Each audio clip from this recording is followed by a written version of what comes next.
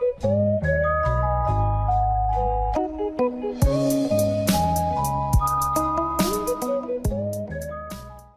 this video, I will be showing you guys how to get all emulators at once on your R4 card. So I will be basically showing you guys how to get all of the emulators. This is like every emulator, like Game Boy Advance, Game Boy Color, SNES, basically every emulator that will actually work with your R4. So obviously this doesn't emulate everything, but it does emulate a lot of retro consoles. Some of them are pretty good. Game Boy Advance, that's a good one. Game Boy Color, SNES, Neo Geo. I think some like weird emulators as well, like Apple II, if you're into those really old things.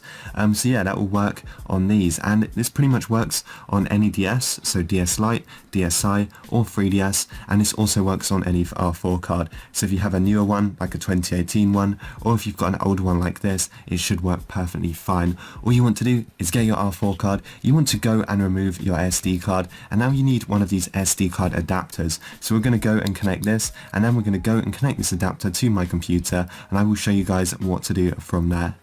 So I will leave a link to the Mega page in the description. This is where we can download the R4 Emu Pack. So all you want to do is just click on the green download button here, and it will actually begin downloading. It's a pretty small zip file, only about 6.2 megabytes, so that is perfectly fine. And once it has done downloading, we just want to go to our downloads folder, and we can find our zip file in here. So select it, right click it, and select extract here, and we're just going to extract the emulators folder. So if you double click to go onto this, you can actually see all of the emulators that we have got. So we've got quite a few in here, some pretty cool ones, and yeah, it's pretty basic. All we want to do, make sure our R4's SD card is plugged in, get the whole emulators pack, and just drag and drop it to the root of your R4's SD card.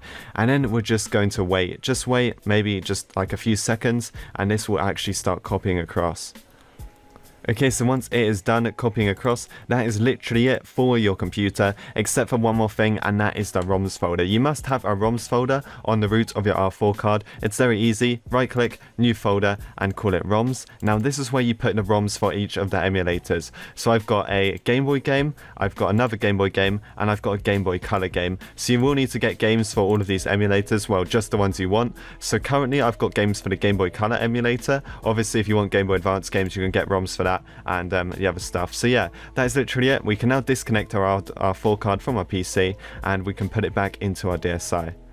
Right guys, so once we're back, all we want to do is take out our SD card and obviously put it back into our R4. Then we're just going to put it into our DS. I'm actually using the DSi for this. This DSi does have custom firmware on, so I'm just going to put my R4 in, and then we can go and boot our DSi up.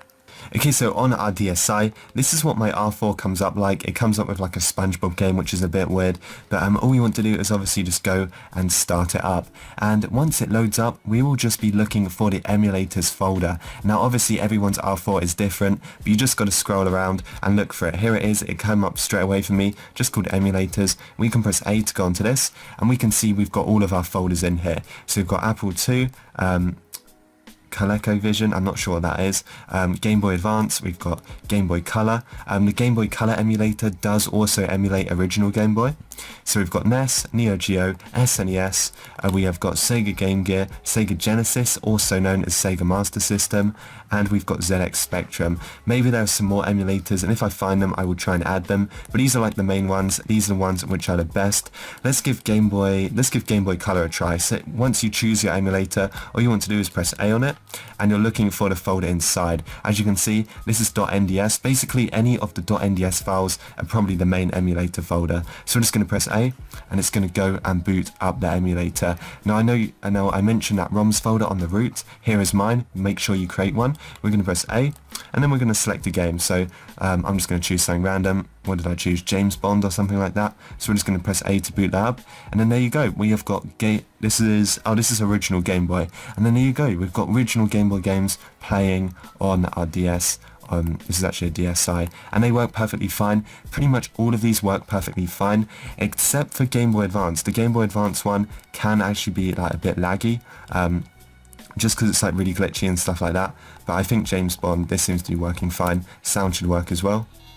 If I just turn up the sound, you get those original Game Boy sounds, pretty cool, original Game Boy music, and yeah, there you go. So that is pretty much how you get the best emulator pack for your DSi. I'm actually going to boot up another one real quick. Maybe we can try Game Boy Advance or something.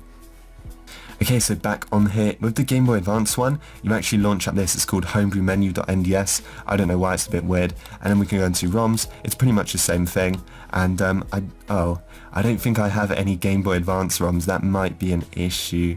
Maybe I can copy some across, but you guys get the idea. That is how you launch up any of the emulators. If you guys enjoyed this video, make sure to like and subscribe, and I will see you guys in the next one.